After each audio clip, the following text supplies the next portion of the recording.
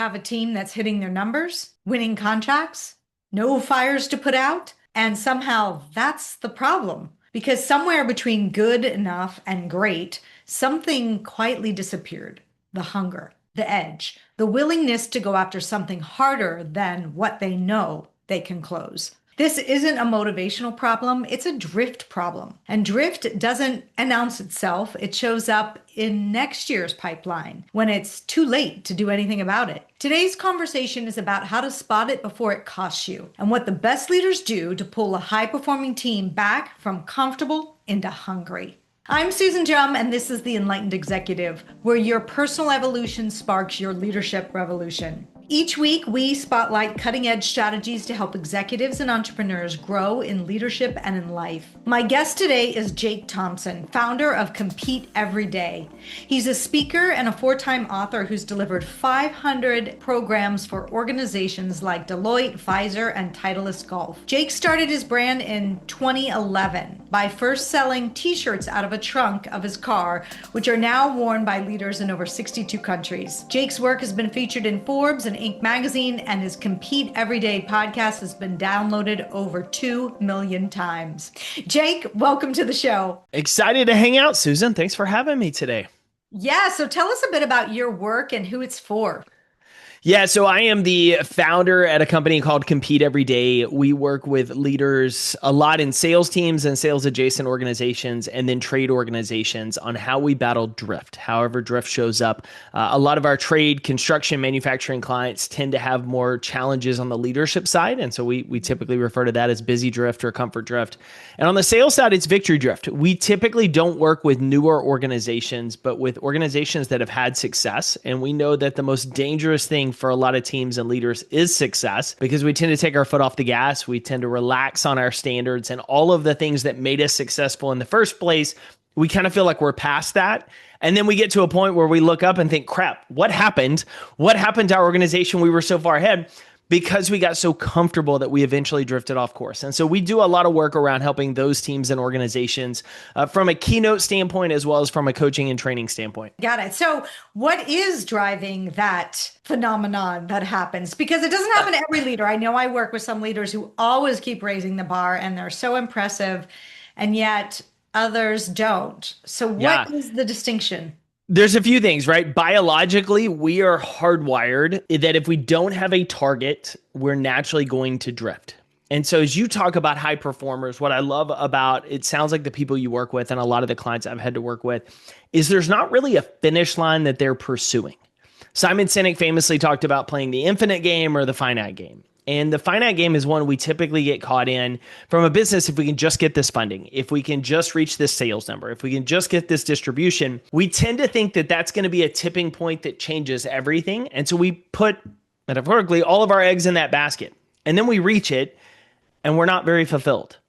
And we find out that that wasn't more than just a mile marker along the way. And so naturally, kind of the way our brains work is we're looking for almost a point to where a lot of us, we feel like we've made it. We feel like our company's made it. We've gotten there. And there's no real point. What we find is in the people you work with, the ones that are constantly growing are really obsessed with being their best over the best. And there's a small distinction in that. We are raised and taught like the idea of being the best. We want to have the biggest business. We want to dominate our industry. We want to have all these things. But then we reach it and we reset back to zero. Or we never get there. We compare ourselves and we consider ourselves a failure for not having got to some point that we think we should. The idea of being your best, all of the research backs when you're consumed with your constant growth and improvement, that there's not a finish line. You're just looking for, honestly, how do I get a little bit better today than I did yesterday? How do I help my team? We experience far more resilience, grit, and we find more fulfillment in our work. Because it's not hoping that a magic finish line somehow changes everything for us. This dopamine high is going to get there, but we actually fall in love with the chase and the growth and the curiosity of what we can learn. And so what happens to a lot of leaders is we just get caught up in benchmarks and finish lines and looking at someone else's game more than anything else because of what we see on social, what we see in our networking organizations. And the ones who continue to keep showing up, who don't get caught off course, they just keep setting markers of, okay, how do we improve this? How do I get a little bit better? And they've got those systems and targets and standards. And that's what we would essentially say. If you think about it in sports, Legendary football coach Nick Saban always would say that you play to your standard and not the scoreboard. The scoreboard is the lagging indicator. If you're up a lot, typically people take their foot off the gas. If they're down a lot, they think we can't win. What's the point? They only play well when it's close.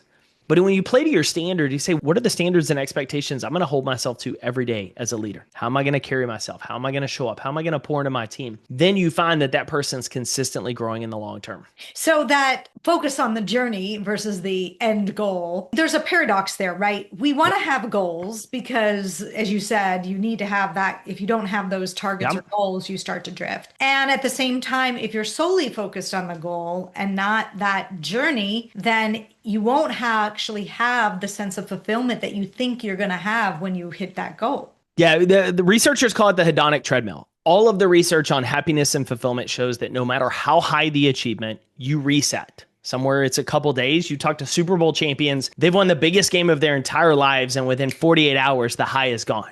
Like it's out the window. On the same side, it can take up to 6 months, but we eventually always reset. And so the difference is not the people who have goals, who don't have goals. Goals are we consider like North Stars. They give you a direction. They're the things we're aiming for, but we're not expecting them to fulfill us. We're expecting them as, oh, that's great. What else am I capable of? I look at them more as mile markers, as if you were running a marathon. Goals are mile markers that are moving me in the right direction toward a ultimate goal, a career goal, thing I want to have, places I want to go. But I'm not expecting them more than just to be grateful to have gotten there versus for them to fulfill us. Interesting. So tell us a little bit about how you came to this, like this work and why this topic.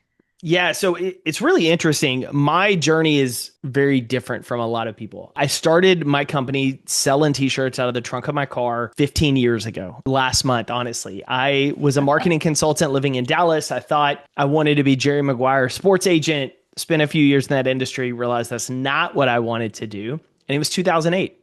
Couldn't get a job. I had an MBA. I had non-traditional work experience in the sports industry. And so I built a consulting practice through word of mouth and referrals. And I got to a point where it was going really well, but I was incredibly unfulfilled. I've always been a junkie in learning. My mom is a teacher, and so I credit/blame her of like, I'm always reading psychology, leadership, human behavior, all of the things that, man, I wish I knew when I was younger. And so in 2011, I started Compete Every Day with the simple message of what happens when we stop comparing ourselves constantly to everyone else and start competing with ourselves. And at the time, it was just t-shirts. And then over the next 5 to 6 years, as the brand grew into customers in 62 countries now, people would ask me to come speak. And they're like, talk to us about how we actually compete. Like, it sounds really cool. It's a cool slogan, but how do we get our people to show up and compete every day? And so working with clients, continued research, testing things with teams, we started to build frameworks that actually worked with organizations. Now, here's where it got interesting. Over the last year, the speaking space is incredibly crowded, as we've kind of laughed off air. Like, there's a ton of people who speak. There's a lot who speak in sales and organizations around leadership and high performance. And what I wanted to do was dive into the data of what gets us booked, rebooked so often.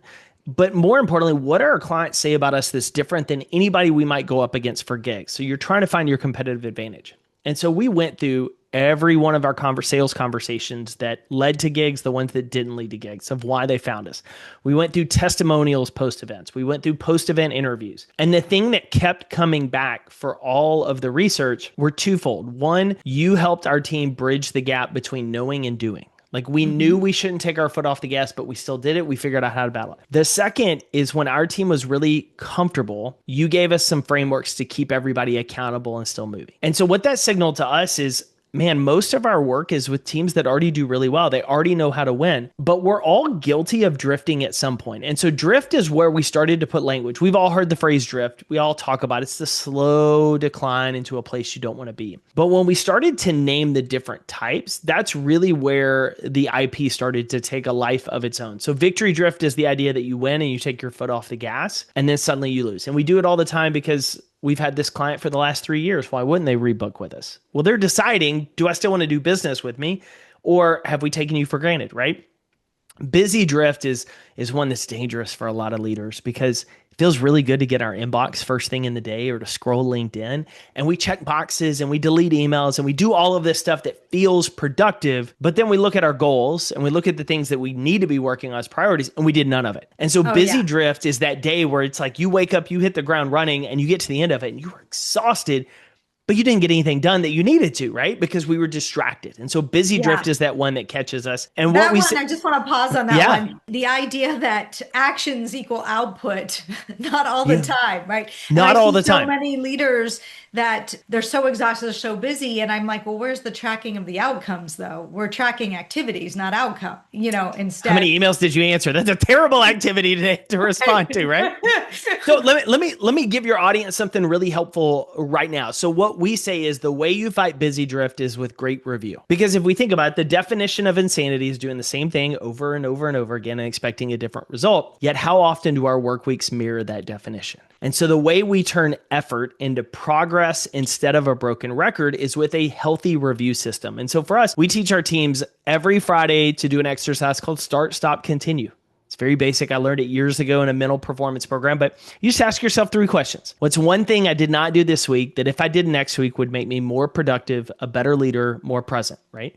What's one thing I did this week, if I'm honest, I probably should stop doing to be more productive next week? And what's one thing that I'm doing well, I should continue doing? One to start, one to stop, one to continue. Now, what I love about this is it's 3 little bitty targets. It's super simple. You do it once, no big deal. You do it every week.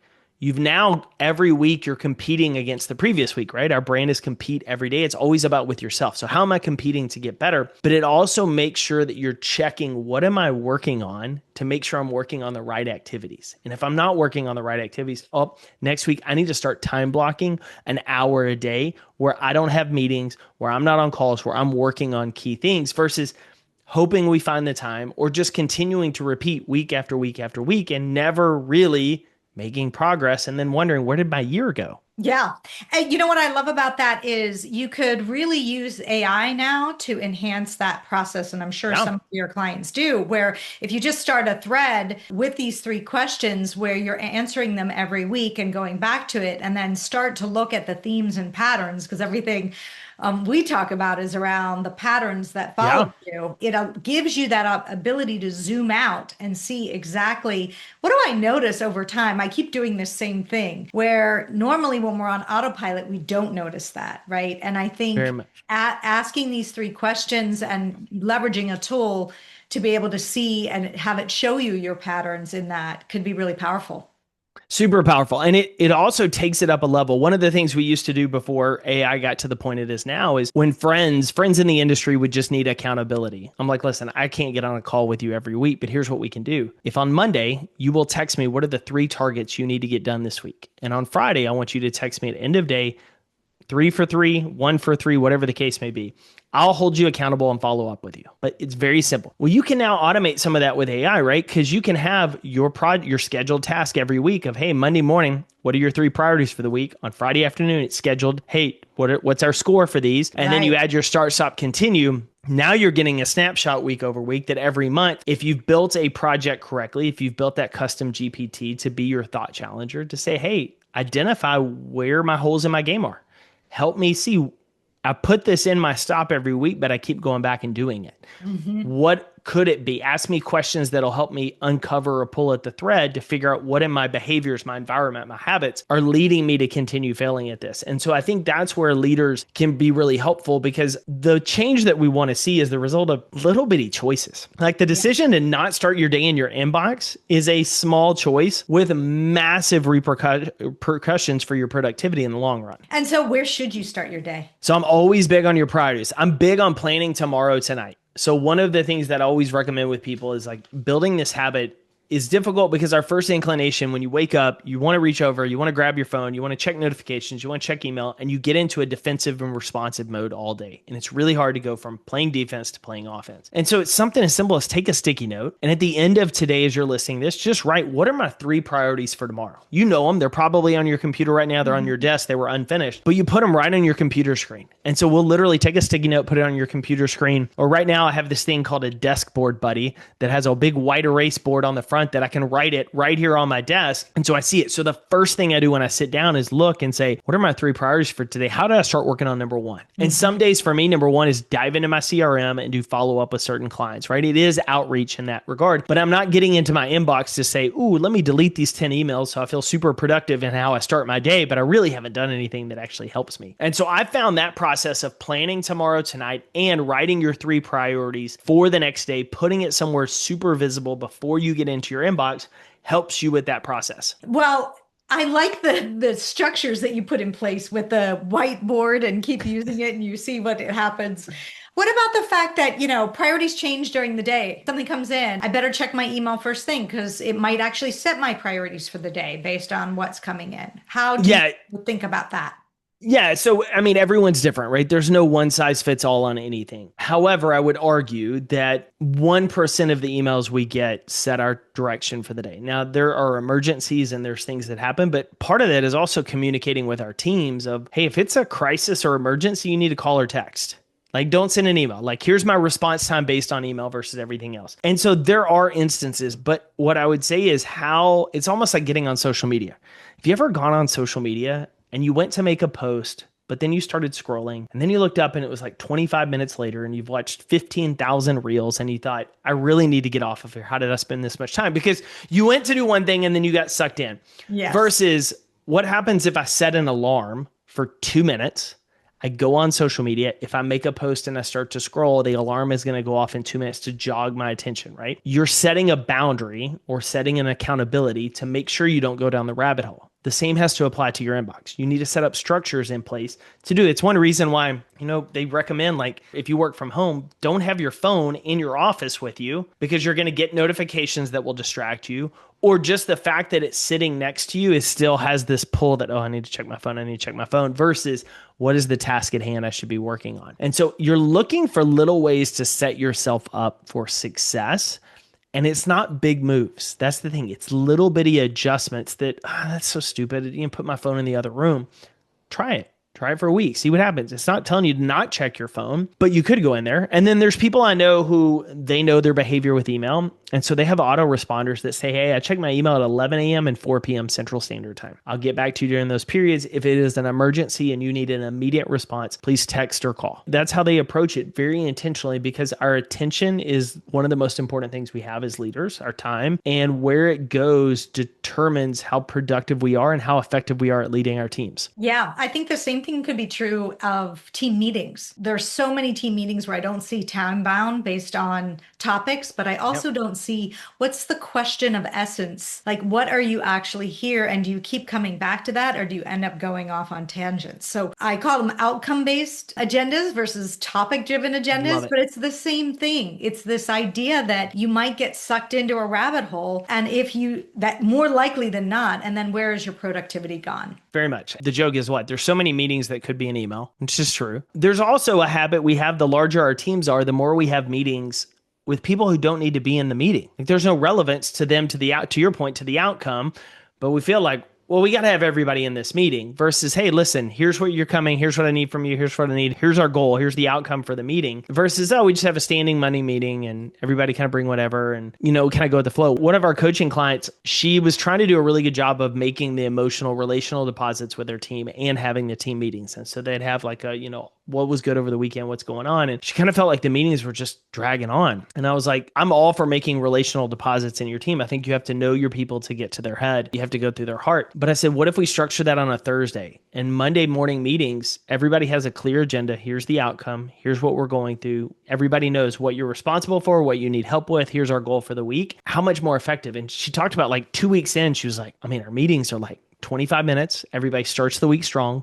Like, we're ready. And we have this other one. She's like, it's just a whole different attitude versus I'm going to walk in and we have this like 60 and sometimes it's a 90-minute Monday morning meeting. And Monday I feel productive. I feel like I got to do something. And so just those little shifts, and to your point, the outcome based are so helpful in getting us moving in the right direction. Yeah, so much. Well, every person doing meaningful work has had to confront something in themselves along the way. So I'm curious to know what was the pattern in how you were leading, what the old pattern, let's say, what was that for you and how you were showing up and what needed to shift? Yeah, the biggest one I always go back to for me is kind of an ongoing battle, which is why, the crux of my latest book is around it, but it's just the unhealthy relationship with comparison and Mm. living in this state of like trying to placate my ego of, oh, we're doing better than them. Oh, how does it look? Oh, we're not as good as that person. It was just funny because one, it got me into trouble growing our apparel business because I tried to make us look bigger than we actually were. We took on financial capital and debt because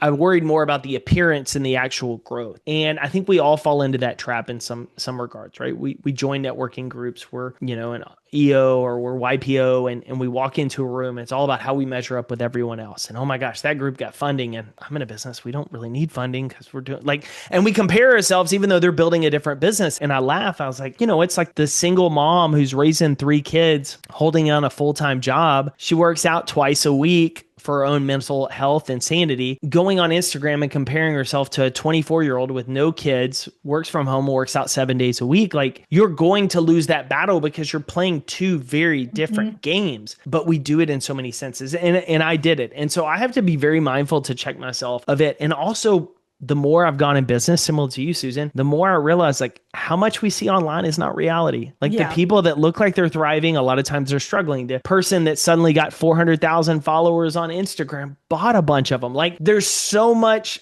fakeness out there that the more we get caught in the comparison trap, there's 3 of them. We call them the why bother. This is psychologists call this the what the hell effect, which is one of my favorite things about it. It's like when you see somebody who's so far ahead of you or appears to be so far ahead of you, you're like, why bother? What's the point? Like I can never do what they do. The second trap in the comparison is the always behind. When I finished grad school, started compete every day, was doing the consulting, I'm selling t-shirts out of the trunk of my car. I'm hustling. I'm driving across the country in my truck. I've got friends who are doctors and lawyers. Like they had real jobs. They had mortgages. They had and if you grew up in the South and you're single in your 30s, like everybody thinks something's wrong with you. Like, so like you feel like you're always behind. And so for me, I could never take a day off.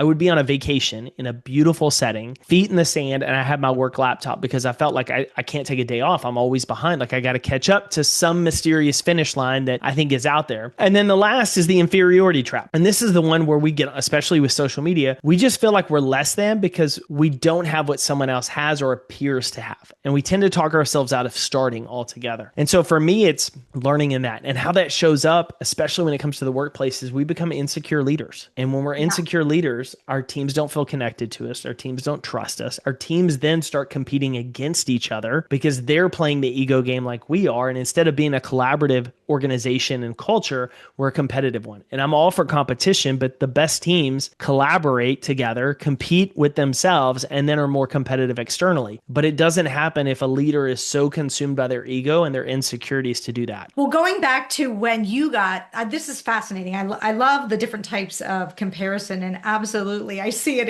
As I'm listening to you, I'm seeing it in a couple leaders I'm coaching right now on how that's showing up. But for you, was there a specific moment or experience that really cracked that pattern open for you that allowed you to see it? I mean, it's funny because I feel like a lot of our struggles, they're constant. You're constantly battling. You just build better frameworks and barriers. And I always think back to when I started speaking. So when I started shifting our business in early 2017. I was working with a coach who's worked with some of the biggest names in the industry. And I was kind of talking to him that day because I felt like I could be pretty good at this, but I was comparing myself to these household names. And I was like, I've never been homeless. Never had a drug addiction, didn't go to jail, didn't lose a limb. Like I don't have any of these crazy stories. I'm a pretty regular guy, just started a t-shirt company and Yeah, like to yeah. encourage people. He's finally one day was like, I have very high expectations for you. But he was like, all of these things you're talking about that you don't have, how many people in your audience do you think have them? I don't know, a few. He was like, maybe. He's like, most people trying to figure out how to lead a team, how to not get a divorce, how to raise healthy kids, how to deal with stress. Like they're dealing with the stuff you've dealt with. So worry less about what you don't have and how you compare to these other people with these crazy stories, because the audience can't directly relate to those stories either. They can't imagine what it's like sometimes to be a pro athlete. They can't imagine what it's like dealing with credit card debt because you tried to grow a business the wrong way and now you're embarrassed and you're struggling with it and you're having to let people go and have tough conversations. Like they can relate to that. So let them relate to that.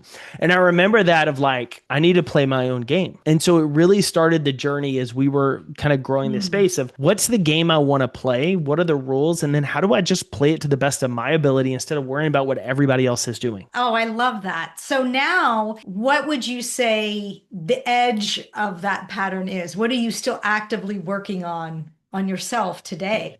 I think it's just catching myself, catching the internal dialogue, right? It's hard not to be engaged.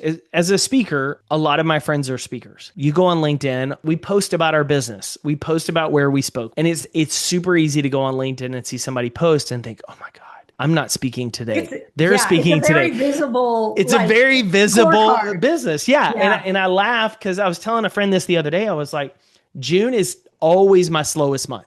Like 1 year out of the last 7 have I had multiple gigs. Typically, June is the month I vacation. And so we know it. We plan it this year. We didn't plan a trip because I'm doing a big mountain challenge here in the weekend, but I just know that's it. January, February, I'm always booked. And so I laughed of like, man, I see these people always booked and what's wrong with me? And I have to catch myself in my dialogue. And then I have a friend who we've got a mutual friend who's just blown up this year and done a lot of gigs. And I see her post everywhere. And I was like, man, she's just crushing it. And the friend was like, well, she should be at X fee. And I was like, oh, we're playing different games. Like I'm comparing myself in a different game.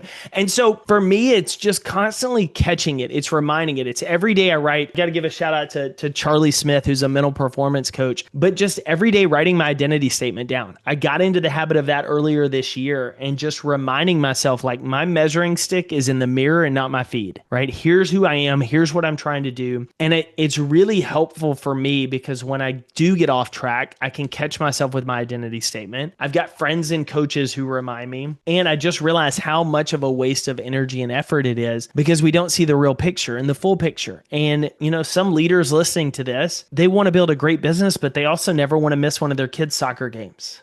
And there's other people listening, they're like, they don't really care. Like they want to build this Yeah. game-changing industry. And that's okay on both. But the problem is when we try to play someone else's games or we compare ourselves to someone playing another game, we start to limit ourselves. And so for me, it's having the frameworks mentally to catch myself and say, hey, why am I comparing myself? Is this really reality? Is my ego being threatened or am I inspired by it? And what can I learn from it? And once you start to reflect back and catch that protocol, it's like, okay, move on. Like, what's the game? What am I doing today? What am I doing to grow after my goal versus stewing on this? Yeah. So instead of, I love the phrase compare to despair. Like the more you're going to look Mhm. externally and compare yourself, the more you'll probably get off track from what you really Yeah. need. And those things can get in your way and stop you from moving forward that you mentioned before, like the why bother, or I'm always behind, so I have to be in frenetic activity, which I just am working with a leader now who's doing that, like always frenetic activity because he always feels behind. Well, he's not actually doing the right strategic work that he needs to do. Yeah. It's the let me just be in action and hopefully I'm going to catch up one day, right? Yep. But there'll never be a day that he catches up. That's the Nope. thing. That's the There is no finish line. There is no yeah, magically. Everybody listening, you will die with your to-do list. I hate to tell you, you will die yeah. with a to-do list undone. So, what's a frame or a tool or something that you want leaders to take away or something they could do Yeah. tomorrow that would help them get out of the drift trap or the comparison trap? Yeah. So on the drift side, I would say this. If you're having success and you feel yourself starting to pull back, it's not that I'm all for taking breaks, but you think about an athlete. An athlete has an off season, but there's a start of an off season and there's an end of an off season. There's a deadline. And drift happens when we don't set a deadline. Hey, we're going to celebrate this week that we just had our best quarter ever, but next week we're back at it. So if you notice yourself justifying taking your foot off the gas or relaxing on standards of I used to hold them accountable on this one activity, but you know what? They're doing really well, so I don't need to as much anymore. You're really starting to be susceptible of drift, right? Especially victory drift. Now, busy drift, we talked about, just to implement a simple start, stop, continue on a Friday. So you start reflecting back on your activities. That's a huge piece of the puzzle. Comparison, what you want to do is a few things. The first step is not even having to do with comparison, but it's have to do with the person you see in the mirror. And that's getting ultra clear on what game am I actually playing. Like you want to understand what's the game you want to play because here's where that becomes valuable. When you're confident in what you're trying to do, Everything else becomes data to learn from instead of measuring sticks of where you fall short. And I say this very specifically. Glenn Powell, who's a famous actor, was in Top Gun 2, Running Man. He's been in a lot of stuff. He went out for the main role in the latest Top Gun Maverick, and he wanted to be the lead, and he didn't get it. They gave it to Miles Teller. And so Tom Cruise and Bruckheimer, the director, still wanted Glenn in the movie, but Glenn was like, I don't want to be in the movie. I went out for the main role. Like, I wanted the main part. I didn't get it. So like, no. And they're like, come sit and meet with us. Glenn goes and sits with them. They sit him down, and Tom Cruise, super megastar, has movies that have done $12 billion around the world, says, Glenn, what do you want for your career? And Glenn was like, you. I want to be you. And Tom Cruise smiled and he said, how do you think I did it? And Glenn was like, you took leading roles in great movies. Like, that's what you did. And Cruise laughed and he said, no. He said, I joined great movies and made my role great regardless of what it was. I controlled what I could and did the best in that moment. And Glenn said it changed his perspective on how he approached work, because it no longer was like, I have to have this perfect opportunity. If I want to be at the level Tom Cruise has, his input, the behavior, the thing that's 100% in my control that he did is he made every role great. And I need to do the same. And the beauty of that is Glenn Powell understood the game I want to play is be a movie star, but he was comparing himself to the wrong point. He had the wrong data. But once he got clear of like, what do I need to do? I need to be great at this. That's all he started focusing on. And so we think about our leaders. If you know the game I want to play, hey, I want to build a thriving culture where everybody in my organization is personally and professionally fulfilled, and I get home to see my kids play soccer every week, then you get in your calendar, my input, and you block off every one of those soccer practices. And then what you do is you block off time every week to have FaceTime with the people on your team to make emotional deposits into them to get to know them. That's how you play the game. And then it doesn't. And that's your scorecard too. And that's your scorecard. And then you're not worried about what CEO down the street or your your friend in EO or YPO, anyone else is doing, because they're playing a different game. Now, if they play your same game, you can ask them, hey, how do you do this? How do you manage to retain your top talent? I'm looking for ways to better build connection, right? Then you start asking questions versus, oh my God, Susan, you're so much better at that than me. I can never be what you do. So I'm just not even going to try. And so that's what I tell everybody. Like, most of us have never sat down and asked ourselves, what's the game I actually want to play? What's the future I want to create? We just see what other people are doing. And I think we chase their game partially because I think a lot of us have crossed finish lines and reached goals and it didn't fulfill us. And we see someone else and they seem happy. They look happy on LinkedIn. Maybe if I reach their goal, it's going to fulfill me in a way that mine didn't. And all we're doing is playing on that hedonic treadmill. Yeah. And also that there can be a bigger game too. So what is it that you want to create for others in the world, not just yourself? That's what I've also seen, that those that have a vision that's a little bit more extensive, that goes beyond themselves, are more fulfilled in the end or along the way in the journey, because it's not just about like, what do I get out of it? Absolutely. Well, you've got a more sustainable source of motivation. That intrinsic motivation for something bigger than yourself is always so powerful. I always reference back the book I read when I was building a consulting practice, overweight, just hated life, was a book by Donald Miller called A Million Miles in a Thousand Years. And Donald, it was a memoir, but Donald talked about making a movie after his first book. And he said, what I learned is great movies and great stories mirror great lives. He said, you think about Star Wars, Harry Potter, whatever your movie choice, book choice, as a main character who has a mission or purpose bigger than themselves. They're willing to engage discomfort and conflict, and they invite others to join alongside them. And he said, those are the components that make for a great story and they make for a great life. That book rocked my world, but it applies to our leaders. If you want to be truly impactful, you have a mission and purpose bigger than just filling your own pockets. You are willing to do things that other people won't do. It's uncomfortable to have one-on-one conversations. It's, uncomfortable to put your team above your ego, right? And you invite other people to join you. And when you do that, magic happens. I love it. Well, where can people find out more about you and your work?